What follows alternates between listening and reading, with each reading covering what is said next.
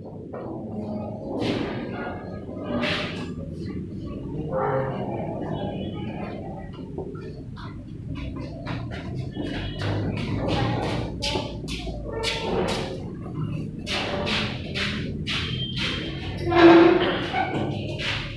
morning, dear 10th class friends. Now we already you knows about that. We already had our chapter number 6, that is the life process, and we already done about the aerobic respirations and the anaerobic respiration and what is the respiration and the two activities on behind it. That one of the product of the respiration is that CO2. Okay. So and another one is that respiratory system in the human beings. Now we are starting the transportations. Okay. So look that. 6.4.1, that is the transportation in human beings. Activity 6.7, visit a health center in your locality and find out what is the normal range of hemoglobin content in the human beings. Is it the same for children and adults? And is there any difference in the hemoglobin levels for men or women? Visit a veterinary clinic in your locality, find out what is the normal range of hemoglobin content in the animal like the buffalo or cow, or is this content difference in the cows, males and females animals. देखिए, तो ये कह रहे हैं कि आपको health जो है, प्राइमरी हेल्थ सेंटर्स जो होता है, पीएचसी वगैरह होता है, वहाँ पे आपको विजिट करना और देखना है। और वेटरनरी जो एक प्रकार के होते हैं, मतलब कि वेटरनरी का मतलब है जो एनिमल्स के हॉस्पिटल्स होते हैं उनको वेटरनरी देखिए हॉस्पिटल्स जो है वो कहते हैं। तो वहां पर भी देख सकते हो और देखना है कि देखिए क्या वाकई में जो हीमोग्लोबिन का लेवल यही होगा कि जो देखिए जो आरबीसी टोटल जब हम सीबीसी वगैरह करते हैं, मतलब जो टोटल जो कंप्लीट ब्लड काउंट वगैरह करते हैं, तो उनके अंदर हीमोग्लोबिन का जो लेवल है एक मैन के अंदर, एक वुमेन के अंदर और एक जो चिल्ड्रन मतलब चाइल्ड है, क्या सबके अंदर सेम होता है। फिर देखिए दूसरे एनिमल्स के अंदर भी देखना है, ठीक है, अलग अलग एनिमल्स के अंदर, फिर काउस है और उन्हीं के मेल और उन्हीं के फीमेल के अंदर। तो compare the difference seen in the male and female human beings and animals, how would the difference if any be explained. So देखिए we have seen in previous sections the blood transport food, oxygen and waste materials in our body. Class 9th we learnt about that blood being a fluid connective tissue. तो in class 9 के अंदर आपने देखा था कि blood भी अपने आप में एक प्रकार का टिश्यूज है, ठीक है ना। आपने उस समय भी बहुत सारे टिश्यूज देखे थे, एपिथेलियल, कॉलमनर, मस्कुलर टिश्यूज। सो ये देखिए कनेक्टिव टिश्यूज है। तो ये जो कनेक्टिव टिश्यूज है हमारे पास, जिसमें से एक ब्लड है। Blood consists of a fluid medium called plasma in which the cells are suspended, ठीक है ना। ब्लड के अंदर देखिए एक प्रकार का एक प्लाज्मा भी होता है, ठीक है ना, जो मोस्टली उसका लिक्विड पार्ट है। ब्लड का जो मेन पार्ट है, आपने थोड़ा कुछ जो एक ब्रीफ इन्फॉर्मेशन तो देखिए ब्लड के बारे में जानते होंगे कि आरबीसी होती है, डब्ल्यूबीसी होती है, प्लेटलेट्स होती है और साथ में क्या होती है उनके अंदर प्लाज्मा होता है, ठीक है ना। तो प्लाज्मा जो मोस्ट ऑफ जो लिक्विड पार्ट है उसका, ठीक है ना, वाटरी जो लिक्विड पार्ट है वो उसका क्या कहलाता है, प्लाज्मा कहलाता है। Then plasma transport food, carbon dioxide and nitrogenous waste in the dissolved oxygen is carried by the red blood cells, ठीक है ना। ऑक्सीजन जो कैरिड की जाती है यहाँ पे वो किसके द्वारा, रेड ब्लड सेल्स के द्वारा। And we does need a pumping organ to push the, और देखिए ये ऑक्सीजन जो कैरी की जाती है, इससे पहले भी आपने रेस्पिरेटरी सिस्टम के अंदर देखा था कि HbO2 समझा ना, HbO2 मींस ऑक्सी हीमोग्लोबिन की फॉर्म में जो है ऑक्सीजन जो है वो कैरी रहती है हीमोग्लोबिन के साथ में ब्लड के अंदर through out the all the organs. Then many other देखिए substances like salts are also transported by the blood and we thus need a pumping organ to push blood around the body, a network of tubes to reach all the tissues and a system in place to ensure that this network can be repaired if damaged. तो देखिए एक network of tissues जो है इनके अंदर बना हुआ है, ठीक है, चाहे वो आर्टरीज, वेन्स और आप देखिए कैपिलरीज का मान लीजिए यहाँ पे, तो उसी के द्वारा जो है अगर इन नेटवर्क्स के अंदर कभी भी रिपेयर या कुछ डैमेज जैसी भी कंडीशंस हो तो वो भी हम यहाँ पर आराम से उसको मतलब कि किया जा सकता है, रिकवर किया जा सकता है। देन उसके बाद में देखिए अवर पंप द हार्ट। तो देखिए सबसे पहले आपको ये जानने की जरूरत है कि देखिए ट्रांसपोर्टेशन जो है उसके अंदर जो लिक्विड पार्ट है वो है हमारा ब्लड, ठीक है ना। वो कौन सा है, ब्लड। और ये जिन वेजल्स के अंदर से देखिए पास होने वाला है, ये होता है कि बॉडी के अदर जो ऑर्गन्स है उनके अंदर जो ट्रांसफर होने वाला है उनको हम देखिए आर्टरीज, वेन्स और कैपिलरीज के अंदर डिवाइड करने वाले, मतलब ये हमारी जो है क्या होगी, ब्लड वेजल्स होगी। तो मोस्टली जो ऑक्सीजनेटेड जो ब्लड है वो आर्टरीज के अंदर से, डीऑक्सीजनेटेड ब्लड जो है वो वीन्स के अंदर से। एंड डीऑक्सीजनेटेड का देखिए मतलब कुछ इस टाइप से है कि जिसके अंदर CO2 या कुछ इंप्योरिटी जो है बढ़ जाती है, ठीक है ना, उस ब्लड के अंदर।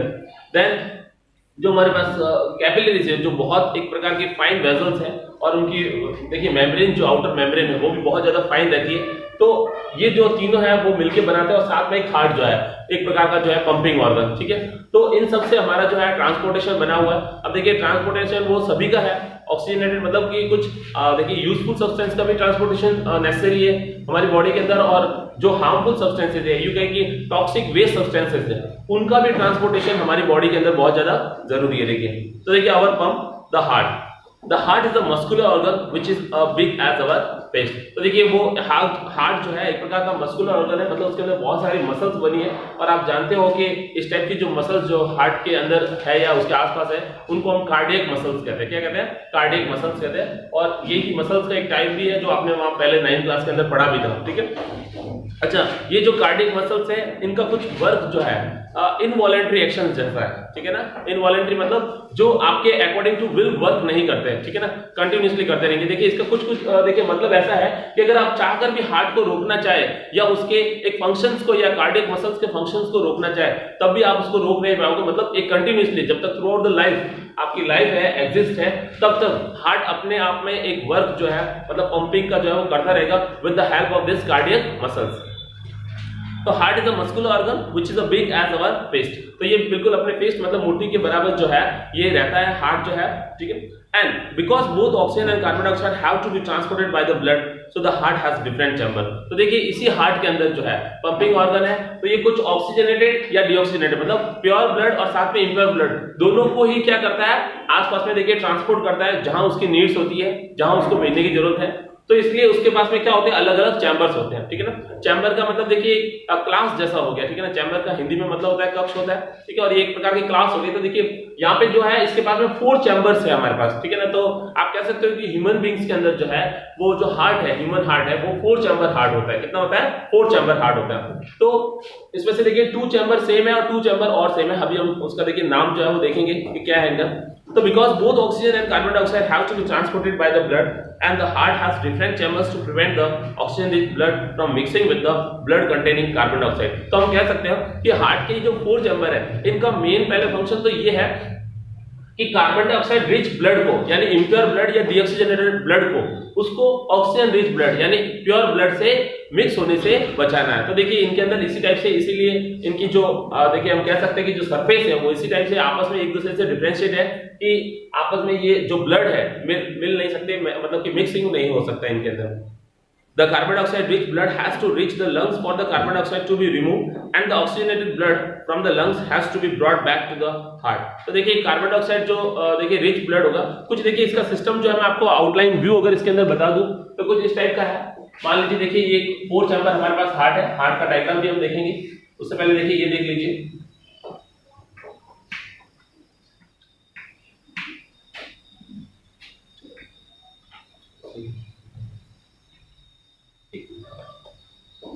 ठीक है।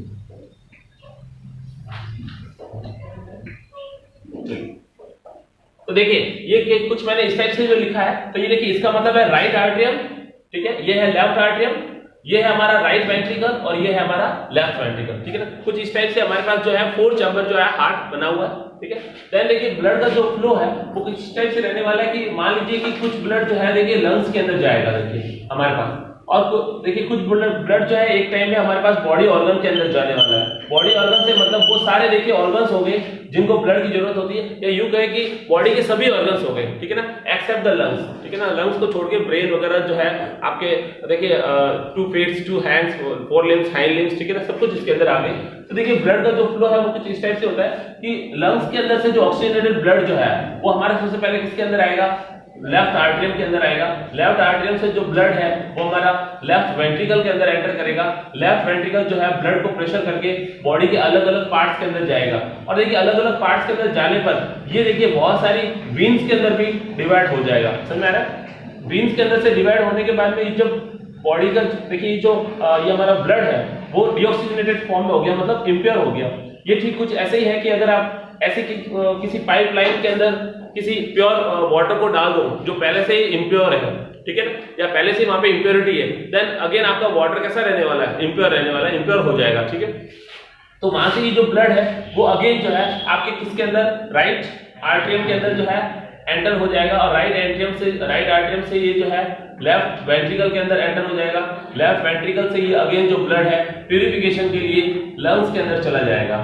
ठीक है, I hope you are understanding what I am telling. ठीक है, कुछ अलग से आपको डायग्राम लग रहा है, ठीक है, लेकिन ये बिल्कुल देखिए सही डायग्राम है। इसका रीजन ये है कि हार्ट जो है, ह्यूमन हार्ट जो है, वो डबल सर्कुलेशन की फॉर्म में वर्क करता है, यानी एक समय में सिर्फ डबल टाइम मतलब 2 टाइम्स जो है वो सर्कुलेट कर सकता है। तो देखिए हार्ट जो है प्रेशर देखिए कहाँ करने वाला है 2 टाइम्स में। देखिए एक बार तो देखिए यहाँ से प्रेशर करने वाला ब्लड को, ताकि ब्लड जो है पूरे सभी बॉडी ऑर्गन्स के अंदर चले जाए। ठीक है ना, तो heart is pressurise the blood from the left ventricle to the whole body parts. ठीक है ना, होल बॉडी पार्ट्स में जाएगा। देन देखिए होल बॉडी पार्ट्स में जाते समय ये जो प्योर ब्लड है वो बहुत सारी आर्टरीज के अंदर देखिए डिवाइड हो जाएगा, मतलब मेन आर्टरी के थ्रू तो बाहर जाएगा। ठीक है ना, ये ठीक वैसे ही है कि किसी डैम के अंदर से आप मेन कैनाल निकालो और उससे छोटी छोटी कैनाल्स जो है आगे की तरफ डिस्ट्रीब्यूट कर लो। ठीक है, तो यहाँ पे कह रहे हैं कि बहुत सारी मेन कैनाल के द्वारा फिर देखिए जो मतलब मेन आर्टरीज है उनके द्वारा जाके, अच्छा मेन आर्टरीज भी बहुत सारी छोटी छोटी कैपिलरीज से जो है लिंक्ड है, मतलब और कैपिलरी देखिए वो बिल्कुल फाइन वेसल्स होती है जो बॉडी के लगभग देखिए हर पार्ट में गई होती है जहां पर आर्टरीज नहीं गई होती है। समझ में गया? तो देखिए ये जैसे आ गया आपके पास में, और फिर वहां से देखिए जब ब्लड जो है वहां आगे से पहले से जो अवेलेबल है, ये कहे कि एक सेल के अंदर जब कोई भी वेस्ट मटेरियल या टॉक्सिक मटेरियल जब बन जाता है, ठीक है, देन उसका डिस्चार्ज या रिमूविंग जो है वो भी बहुत ज्यादा जरूरी है। मतलब फॉरेन पार्टिकल्स ऐसा कुछ भी है तो उसको डेड या इस टाइप का मतलब मैटर करके उसको रिमूव करना भी बहुत ज्यादा जरूरी होता है। तो ये जो टॉक्सिक मटेरियल्स है फिर देन एंटर हो जाएंगे किसके अंदर, वीन्स के अंदर। किसके अंदर एंटर हो जाएंगे? वीन्स के अंदर। और ये हमारी क्या रहने वाली है? आर्टरीज रहने वाली है। क्या रहने वाली है? ठीक है ना, वो हम बाद में पढ़ेंगे कि देखिए जो मेन आर्टरीज है वो ओटा कहलाता है। ठीक है, लेकिन पहले आपको देखिए आउटलाइन जो व्यू है, ठीक है ना, कि ब्लड का एक्चुअल में जो फ्लो है वो कैसे होता है। फिर देखिए आप बॉडी ऑर्गन से जाएगा, बॉडी ऑर्गन से जो ब्लड है वो जो डीऑक्सीजनेटेड ब्लड है that enter into the veins, और वीन से देखिए सीधा राइट आर्टरी में चला जाएगा, और राइट आर्टरी से देखिए हल्के से प्रेशर के साथ में नीचे गिर जाएगा, मतलब राइट वेंट्रिकल के अंदर। राइट वेंट्रिकल से जो ब्लड है वो अगेन कहां चला जाएगा? लंग्स के अंदर। ठीक है, फॉर द प्यूरिफिकेशन। किसके लिए? प्यूरिफिकेशन के लिए जो है वो किसके अंदर? लंग्स के अंदर जाने वाला है। और आपको पता है गैसेस वेस्ट जो भी होंगे, ठीक है ना, वो हमारे जो प्यूरिफिकेशन के लिए होने वाले वो किसके अंदर है? लंग्स के अंदर। ठीक है ना, आपको पता ही देखिए कल ही आपने पढ़ा है रेस्पिरेटरी सिस्टम के अंदर जो है alveoli is the site for the cellular respiration. ठीक है, तो एल्वेओलाई देखिए वो साइट है, या बहुत सारे ऐसे एल्वेओलाई जो मिलके, ठीक है ना, ब्लड के अंदर से जो ऑलरेडी अवेलेबल है जो CO2 है उसको लेके और उसके अंदर O2 को मतलब ऑक्सीजन को ऐड करके उस ब्लड को प्यूरिफाई करके भेज देते हैं। ठीक है, तो देखिए इम्प्योर और प्योर का मतलब सीधा यही है कि अगर ब्लड के अंदर ऑक्सीजन की अवेलेबिलिटी ज्यादा अच्छी है then it is a pure. ठीक है ना, वो प्योर हो गया यानी ऑक्सीजनेटेड हो गया। और अगर ब्लड के अंदर देखिए अगर ऑक्सीजन की अवेलेबिलिटी नहीं है और CO2 है, कुछ नाइट्रोजनस वेस्ट वगैरह इस टाइप से, then that is the deoxygenated. और उस डीऑक्सीजनेटेड को देखिए CO2 जो लेके और ऑक्सीजन ऐड करके जो करने का वर्क है वो सीधा सीधा लंग्स के अंदर एल्वेओलाई और ब्रोंकियलस, और आप देखने कल भी देखा था, तो ये जो है इसके द्वारा किया जाता है। तो देखिए होल बॉडी ऑर्गन्स के अंदर से तो हमारा ब्लड क्या होता रहेगा? इंप्योर होता रहेगा। क्यों? ऑक्सीजन की जो सप्लाई उनको होगी और साथ में उनके पास में जो भी इंप्योरिटी है वो उसको ब्लड लेके वापस कहां जाएगा? राइट वेंट्रिकल के अंदर। तो देखिए ब्लड जो हार्ट जो है वो हमारा जो फंक्शन जो यहाँ पे मेन करने वाला वो यही है कि देखिए हार्ट एक प्रकार का सिर्फ एक पंपिंग ऑर्गन है, सिर्फ पंप करता है। जैसे कि आपके घरों के अंदर देखिए जो इलेक्ट्रिक मोटर, जो पानी की मोटर लगी होती है, ठीक है ना, वाटर मोटर, तो वो पानी को कैसे सिर्फ ऊपर चढ़ाने के लिए या किसी भी देखिए नलों में भेजने के लिए जो यूज होता है, सेम वही फंक्शन है इसका। ठीक है, तो देखिए यहाँ पे हार्ट जो है पंप करेगा ब्लड को तो थ्रू आउट आर्टरीज के अंदर से, और एक बार जब पंप करेगा तो लंग्स के अंदर से। इसका मतलब देखिए 2 बार ये क्या कर रहे हैं? पंप कर रहे हैं, तो इसीलिए इसको कहते हैं डबल सर्कुलेशन। ठीक है, तो ये वाला जो हमारा सर्कुलेशन जो है वो कहलाता है पल्मोनरी सर्कुलेशन।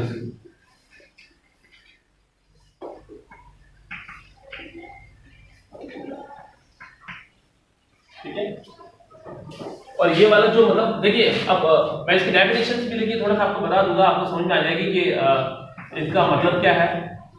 इस वाले का नाम जो है वो देखिए सिस्टेमिक सर्कुलेशन है।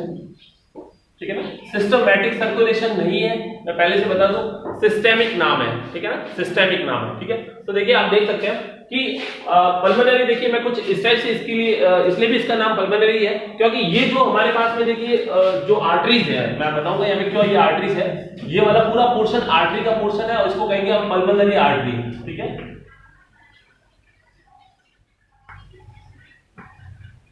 ठीक है, और ये वाला जो देखिए हमारे पास में ये जो है, हाँ, इसका नाम है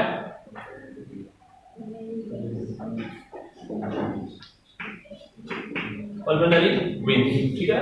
ये जो मेन आर्टरी इसका नाम ओर्टा है, ठीक है, और ये जो इसका नाम है वेना कावा, ठीक है ना। सुपीरियर इंफीरियर इनके अंदर होते रहते हैं। तो देखिए आपको कुछ अब तक हद तक समझ में आ गया होगा कि ऑक्सीजनेटेड ब्लड सिर्फ और सिर्फ जो है किसके अंदर फ्लो होगा, आर्टरीज के अंदर फ्लो होगा। किसके अंदर? आर्टरीज के अंदर। तो देखिए ये आर्टरीज है जो बॉडी के डिफरेंट ऑर्गन्स के अंदर जाएगी। अगेन ये वेन्स जो है डीऑक्सीजनेटेड ब्लड को जो है लेके कहां पे आ जाएगी? हार्ट के अंदर लेके आ जाएगी। और ये देखिए ये जो हमारे पास है वेन्स है और ये आर्टरीज है, देखिए दोनों में यहाँ पर इसीलिए डिफरेंस है क्योंकि देखिए आर्टरीज के पास में जो है फ्लेक्सिबिलिटी, इलास्टिसिटी ज्यादा होती है, इसकी थिकनेस भी ज्यादा है, ठीक है ना। इस कारण से ये देखिए जो हार्ट है जो हाई प्रेशराइज करने वाला ब्लड को उसको ये आराम से झेल सकती है, उसको टॉलरेट कर सकती है। दैट्स व्हाई देखिए जहां पर भी हमारे पास में हाई प्रेशर के साथ में ब्लड आने वाला है वहां पर हम किसका देखिए ऑटोमेटिकली किसका नेचुरली किसका यूज हुआ है? वहां पे आर्टरीज का यूज हुआ है क्योंकि आर्टरीज उस समय ब्रस्ट नहीं हो सकती है। बहुत सारा कोलेस्ट्रॉल देखिए वहां पे जमा होने के बावजूद भी आर्टरीज ब्रस्ट नहीं होगी, अपनी इलास्टिसिटी को या यूं कहीं की फ्लेक्सिबिलिटी को बढ़ा देती है और आराम से ब्लड जो है उसके अंदर से फ्लो हो जाता है। तो देखिए सबसे ज्यादा जो प्रेशर होने वाला ब्लड का वो इस जगह पर होने वाला है और इस वाले जगह पर होने वाला है। इसीलिए इन देखिए दोनों ही कंडीशंस में हमारे पास में जो ब्लड जो देखिए फ्लो होके जाता है वो आर्टरीज के अंदर से जाता है। और देखिए यहाँ पे बिल्कुल कम प्रेशर के साथ में आएगा और यहाँ पर भी देखिए बिल्कुल रिड्यूसिंग प्रेशर के साथ में आएगा। इसीलिए इन दोनों जगह जो है वेन्स का यूज होता है, ठीक है। तो आई होप देखिए जो मेन मैकेनिज्म है सर्कुलेशन का वो आपको थोड़ा सा समझ में आ गया होगा यहाँ पे, ठीक है, कि ब्लड का फ्लो कैसे होता है। और डबल सर्कुलेशन के अंदर हमको जो अंडरस्टैंडिंग करना है वो किस टाइप से करना है, ठीक है ना। अगर डबल सर्कुलेशन का नाम आ जाए, अच्छा देखिए हाँ मैं ये भी बता रहा था कि पल्मोनरी सर्कुलेशन किसे कहते हैं और सिस्टमिक सर्कुलेशन किसे कहते हैं। पल्मोनरी सर्कुलेशन का मतलब है कि जब हार्ट से डीऑक्सीजनेटेड ब्लड लंग्स को जाए, ठीक है, और लंग से प्योरिफाइड जो या ऑक्सीजनेटेड जो ब्लड है वो अगेन कहां आ जाए? हार्ट के अंदर आ जाए, उसे हम पल्मोनरी सर्कुलेशन कहेंगे। देन अगेन हार्ट के अंदर से जो प्योरिफाइड ब्लड जो है, ठीक है, वो बॉडी के डिफरेंट ऑर्गन्स के अंदर जाए थ्रू द आर्टरीज, ठीक है, और बॉडी के डिफरेंट ऑर्गन से through the veins deoxygenated blood जो है अगेन कहां आ जाए? हार्ट के अंदर आ जाए। इसे हम क्या कहते हैं? सिस्टेमिक सर्कुलेशन, ठीक है। तो ये दो टाइप के सर्कुलेशन होने के कारण ही हम इन्हें कहते हैं pulmonary circulation and systemic circulation और double circulation in the human beings, ठीक है, कि हार्ट का जो है डबल सर्कुलेशन होता है। देखिए so oxygenated this oxygen rich blood is then pumped into the rest of the body. We can follow the process, this process step by step. Oxygen rich blood from the lungs comes to the thin walled upper. देखिए अब मैं कुछ यहाँ से इस type से बता रहा हूँ, अभी डायग्राम भी मैं आपको बता दूंगा कि किस टाइप से उसका है। चलिए पहले डायग्राम भी बता दूँ।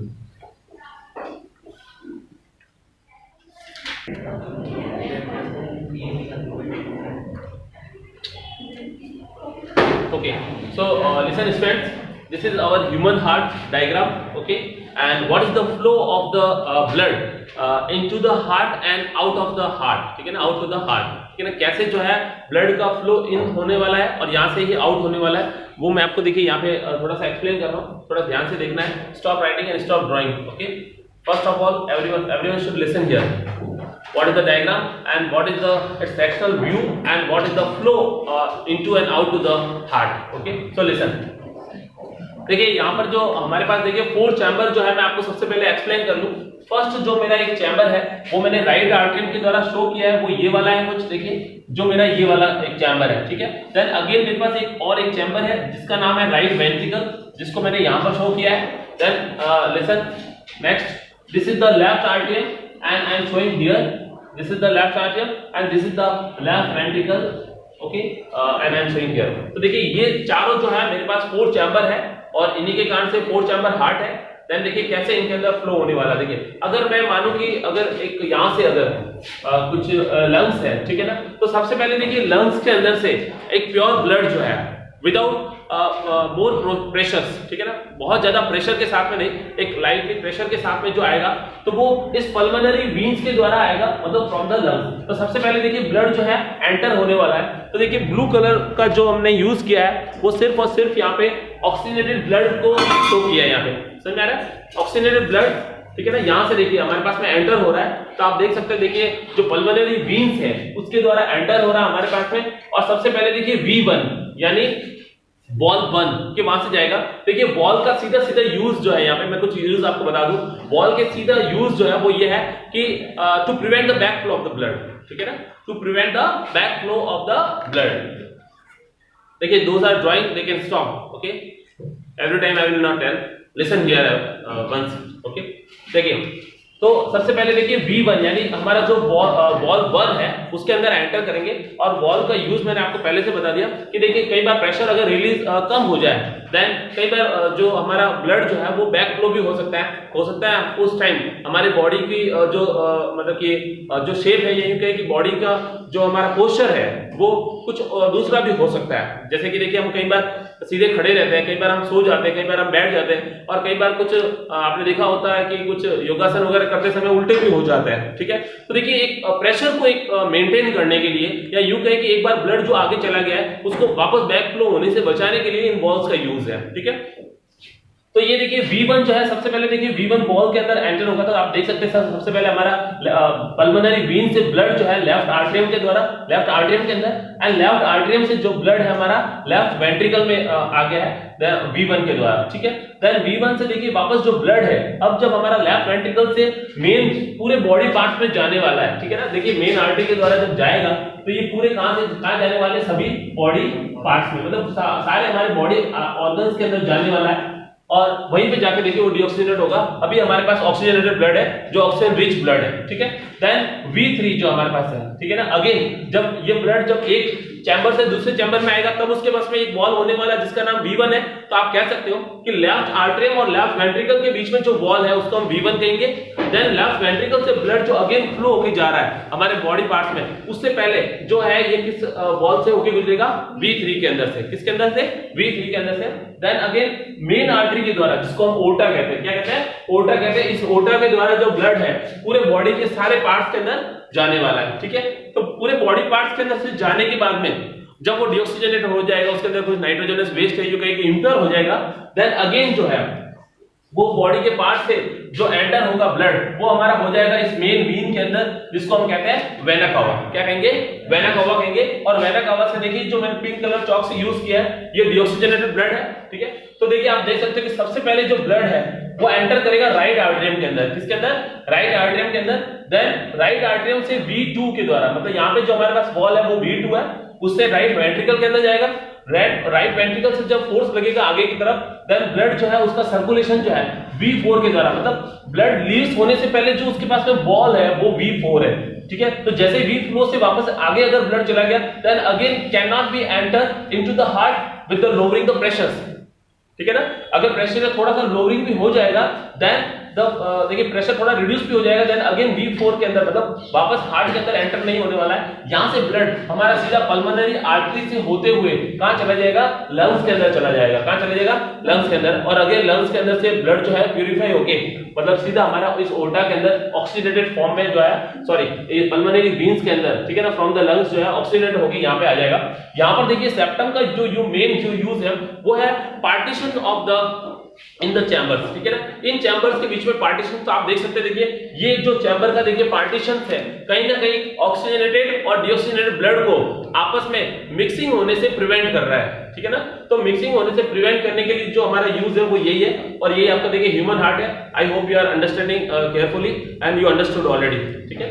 तो देखिए ये हमारा था, ठीक है।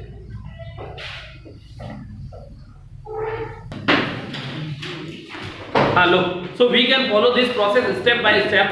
Oxygen rich blood from the lungs comes to the thin wall upper chamber of the heart on the left, ठीक है ना। लेफ्ट के अंदर अपर चैम्बर हार्ट के अंदर देखिए ब्लड जो है आने वाला है, इसको हम लेफ्ट आर्टरियम कहेंगे। The left atrium relaxes when it's collecting is this blood. जैसे ही देखिए ये रिलैक्स होगा, then they are collecting the blood, ठीक है ना। जैसे ही कॉन्ट्रैक्ट होगा, they are pressurizing the blood to the go further, ठीक है ना, आगे जाने के लिए इसको करेंगे, जहां कहीं भी है, चाहे चैम्बर के अंदर है या लीज ऑफ द हार्ट है, ठीक है ना।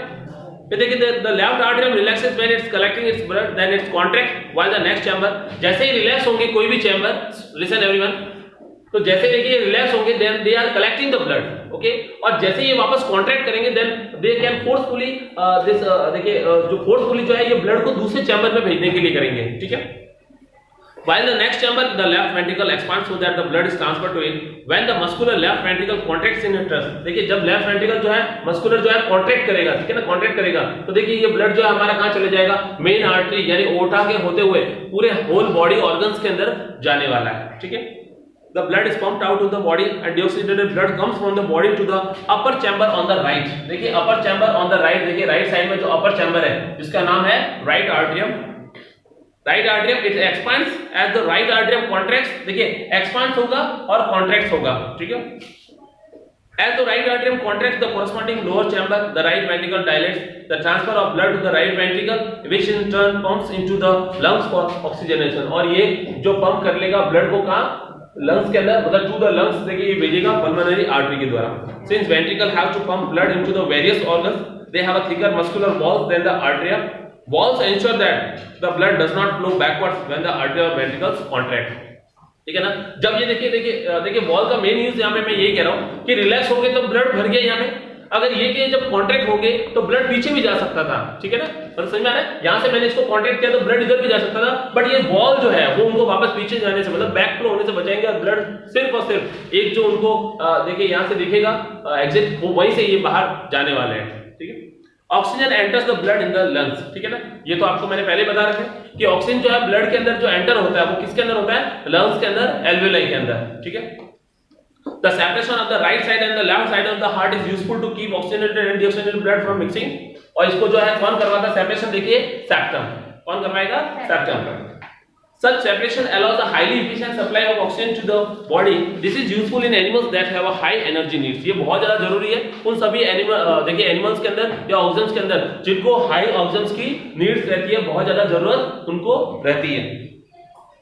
This is useful, okay, in animals that have a high energy needs such as the birds and mammals. देखिए बर्ड्स और मैमल्स को भी देखिए हम इसलिए कहेंगे क्योंकि बर्ड्स देखिए एक प्रकार के कोल्ड ब्लडेड एनिमल्स होते हैं, तो उनको बहुत ज्यादा एनर्जी की जरूरत होती है. मतलब जैसे देखिए टेम्परेचर के अंदर वेरी हो, ठीक है ना, इनकी जो लाइफ जो एग्जिस्टेंस है वो देखिए डेंजर में हो जाता है, ठीक है.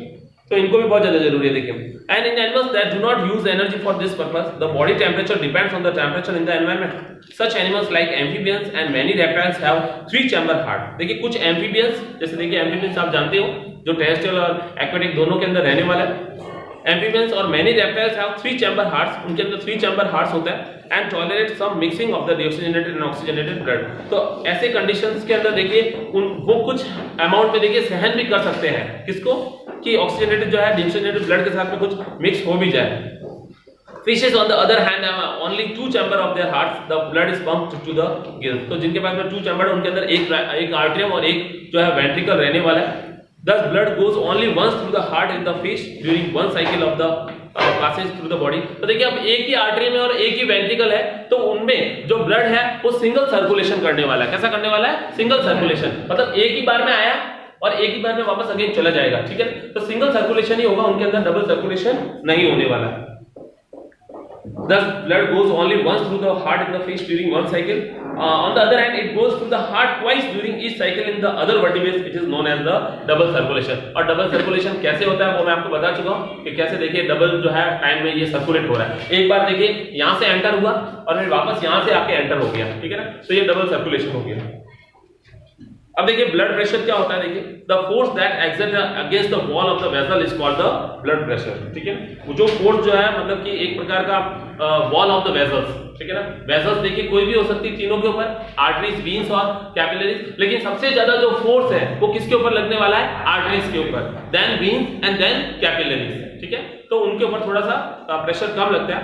This pressure is much greater in the arteries than the veins, ठीक है ना. ये आर्टरीज के अंदर ज्यादा होता है. The pressure of blood inside the artery during ventricular systole contraction is called systolic pressure. सीधी सी बात है, देखिए कॉन्ट्रैक्शन और रिलैक्सेशन के समय जो है अलग अलग टाइप के होते हैं. तो कॉन्ट्रैक्शन के समय जो लगने वाला जो प्रेशर है वो सिस्टोलिक, और रिलैक्सेशन के समय लगने वाला जो है वो डायस्टोलिक प्रेशर, ठीक है. So the normal systolic pressure is about 120 mm of Hg and diastolic जो है 80 है. तो इसको हम 120/80 mm Hg जो है प्रेशर जो है वो लिखते हैं. मतलब मिनिमम जो प्रेशर है या यूं कहें कि एवरेज जो प्रेशर है वो जितना रहना चाहिए ह्यूमन बीइंग्स के अंदर, वो हमारा 120/80 mm Hg का प्रेशर है. तो आपको समझ में आ गया. देखिए कॉन्ट्रैक्शन और रिलैक्सेशन, सीधी सी बात है. देखिए रिलैक्सेशन के समय प्रेशर कैसा रहेगा, कम, क्योंकि रिलैक्सेशन समय तो देखिए ब्लड क्या उसके अंदर फील हो रहा है. और जैसे आप कॉन्ट्रैक्ट करोगे देन ब्लड को आप फोर्सफुली आगे की तरफ भेज रहे हो, तो उस समय प्रेशर क्या रहेगा, ज्यादा. तो आगे की तरफ जो भेजने के समय आपके पास में जो प्रेशर है वो 120 है, और जिस समय रिलैक्स हो रहे हैं उस समय 80 mm Hg है. तो आप देख सकते हो कि देखिए 120 mm वाला प्रेशर जो है सिस्टोलिक और जो रिलैक्सेशन के समय जो है वो डायस्टोलिक जो है वो हमारा कितना रहने वाला है 80 mmHg का। Blood pressure is measured with an instrument called स्फिग्नोमेनोमीटर। High blood pressure is also called hypertension. Hyper यानी ज्यादा, टेंशन यानी देखिए आप जानते हो तनाव, ठीक है। तो ये कह रहे हैं कि देखिए हाई ब्लड प्रेशर तभी होने वाला है जब आप किसी चीज के लिए या किसी देखिए बात के लिए बहुत ज्यादा टेंशन लेने वाले हो, ठीक है ना। वो एग्जाम रिलेटेड भी हो सकता है और कुछ भी हो सकता है देखिए। सो इसको जो मेजर करने के लिए हमारे पास मतलब कि जो इंस्ट्रूमेंट है उसका नाम है स्फिग्मोमेनोमीटर, ठीक है ना। उसका क्या नाम है? स्फिग्मोमेनोमीटर। High blood pressure को hypertension and caused by the constrictions of the arterioles and which results in increased resistance of blood flow। तो देखिए हाई टेंशन का उस समय भी हो सकता है, जैसे मान लीजिए कि देखिए मेन आर्टरी के द्वारा ब्लड फ्लो हो रहा है और कोलेस्ट्रॉल का डिपोजिशन है, ठीक है ना। तो ब्लड यहाँ पे क्या करेगा, देखिए बहुत ज्यादा प्रेशर लगाएगा इन आर्टरीज की वॉल्स पर, क्योंकि उसको तो फ्लो होना है एक 120 mm का ही। तो जितना ज्यादा देखिए ये कम फ्लो होगा उतना ही ज्यादा यहाँ पे प्रेशर बढ़ता जाएगा। क्यों? आपको तो पता ही है, देखिए अगर कोई भी चीज नैरो जगह से जाने वाली है तो वो बहुत ज्यादा प्रेशर लगाने वाली है, ठीक है ना। क्योंकि पहले तो उसको एक अच्छे से आराम से इलास्टिसिटी वाली प्योर जो मतलब कि एकदम फ्री फ्रॉम कोलेस्ट्रॉल या फ्री फ्रॉम फैट जो है मतलब आर्टरीज मिली थी, और अब जो वहां पे डिपोजिशन है तो वो और ज्यादा प्रेशर जो है प्रेशराइज करने वाली है। तो इंक्रीज जो है रेजिस्टेंस, और अगर ज्यादा देखिए प्रेशर बनता जाएगा और ब्लड फ्लो नहीं होगा तो यहाँ पे देखिए जो इंक्रीज हो जाएगा क्या, देखिए ब्लड फ्लो होने के लिए मतलब इंक्रीज प्रेशर यहाँ पे बढ़ जाएगा देखिए। Those are the constrictions and it can lead to the rupture of an artery and internal bleeding। और कई बार देखिए आर्टरी जो इस टाइप का प्रेशर सहन नहीं कर पाती है तो इंटरनल ब्लीडिंग भी हो सकती है यहाँ पर, ठीक है। चलो थैंक यू।